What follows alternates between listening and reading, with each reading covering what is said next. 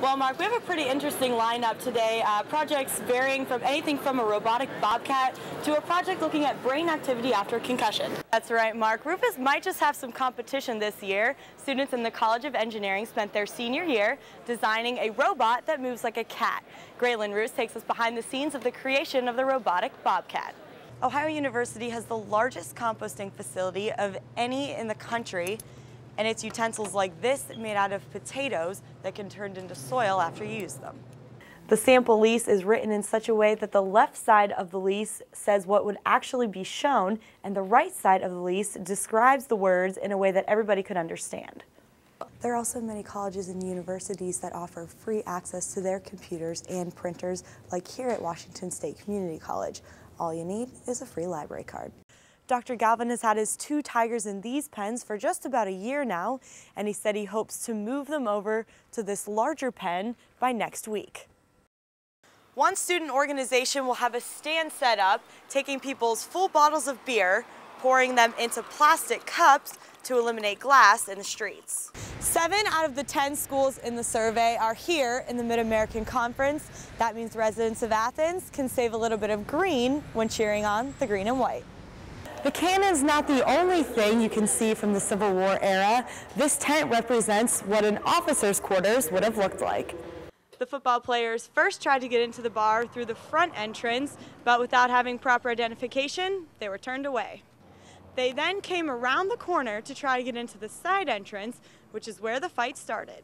WOUB's Kelsey Borza visited New Marshfield today to speak with a retired veterinarian who was affected by the bill. Kelsey? That's right, Michael. The Athens County man owns 4 Bengal tigers, and earlier this month, he set out to the State House to speak out in testimony to defend responsible animal owners.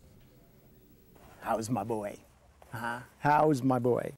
Dr. James Galvin has dreamed of retiring from his veterinarian practice to own and care for tigers at his home. Give me a chuff. He's finally living that dream, but fears the new ban on big cats will cause problems. Even though their intentions are good, I think they're going to find a lot of cats needing homes, and most of these sanctuaries are just book solid, and the zoos don't want them. So where are we going to go with them? The proposal bans the sale, new ownership, and breeding of restricted exotic animals. State Representative Debbie Phillips, who voted in committee to approve the bill, says exotic animal ownership should not be a casual situation. These animals are not pets, that there shouldn't be private individual ownership of lions and tigers, just large, dangerous, exotic animals, that the people who have the training and the resources, zoos, people who are involved in a bona fide species preservation program are the folks who can appropriately care for these animals. Dr. Galvin says he doesn't believe he will be affected by the new ban on the exotic animals. His pens have roofs and locks on every entrance. Oh, he says it feels good to scratch. And as long as he keeps things ship-shape, he should be able to keep his cats. Dr. Galvin traveled to Columbus earlier this month to complain about the proposed state fee structure and other aspects of the bill. You're going to require a $1,000 fee or whatever every year. You're going to require very expensive insurance, which I can see both are legitimate concerns. But wouldn't it be smarter maybe to make them spend that money buying more fencing? Putting in more security like surveillance cameras and things like that. If the bill becomes law, a full ban on new ownership would take effect 90 days after it's signed. Mandatory registration of exotic wild animals would kick in by the end of this year. The exotic animal bill became a top priority for the state in October after a Muskingum County man turned loose more than 50 exotic animals before committing suicide. Authorities were forced to kill most of the creatures. It just was a wake-up call to the entire nation in terms of the concerns that we must have on a college campus. There was a time when we didn't think tragedies like that would happen on college campuses. That wake-up call forced universities to question how safe their campuses are. Now, after Virginia Tech, they shut all the doors and increased security to where you to go anywhere, like up a floor, down a floor, out to the lobby. Like on the first floor, you needed your dorm key to get in and out of everywhere, and you weren't allowed to hang around outside, like just stuff like that. Those privileges got taken away. In many ways, Virginia Tech was to university policing what September 11th was on a national level to Homeland Security. It kind of raised everyone's awareness about our vulnerabilities and the fact that we need to do a better job of communicating with each other and within, all across disciplines within the university. Communication was one thing that Virginia Tech could have done better that day.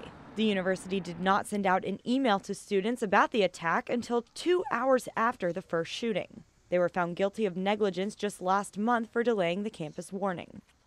In 2007, during the Virginia Tech massacre, you may have received a text message or a phone call from a friend letting you know what was going on. But today, in such an incident, you would immediately receive a text message alert from the university, find out instantly on Twitter, or hear about it through the campus-wide emergency PA system. Warning people instantly of potential dangers on campus is something Ohio University has put on the forefront in the past 5 years. I think awareness is really the key. I think keeping everyone aware of the potential for danger, for a tragedy, is always important. You never want to panic a campus, but you do want people to be aware that there are certain steps that you can take, that all of us can take, to make this a safer campus. At Hocking College, officers are forced to be out on campus at the beginning and end of every shift. They have to be visible. So if they park their car at one end and go on foot patrol at another, that's fine. When someone tries to take advantage of someone, a criminal or someone who's an aggressive person who's looking for prey, if they see that police car, it may be empty, it'll deter them. OU offers a training program to help people learn how to react in a dangerous situation. Individuals have to fight back in order to overcome or overpower the assailant. So if somebody comes in with a gun, instead of just complying with them, fight back. Professors are encouraged to look for and report students that exhibit odd behavior, but often it is up to the students to keep an eye out for potential danger. We won't be the ones that will come across it. It's going to be the students or the faculty and staff that have to be more aware. And when we do press that here, is to be more aware, look around, and take a second. If it doesn't look right. Training and preparation are key to keeping campuses safe, but ultimately these tragedies are something no one can predict. You just don't know. So you get up every day hoping that nothing like that occurs on your campus, but you live with the reality that it could. Broadcasting live from WOUB-TV in Athens, this is Newswatch. Ohio University and the City of Athens kept a close eye on a student block party over the weekend. Good evening, everyone. I'm Kelsey Borsa. And I'm Kaylee Bourgeois. With high school proms in full swing and graduation just around the corner, West Virginia authorities are making sure teenagers stay safe.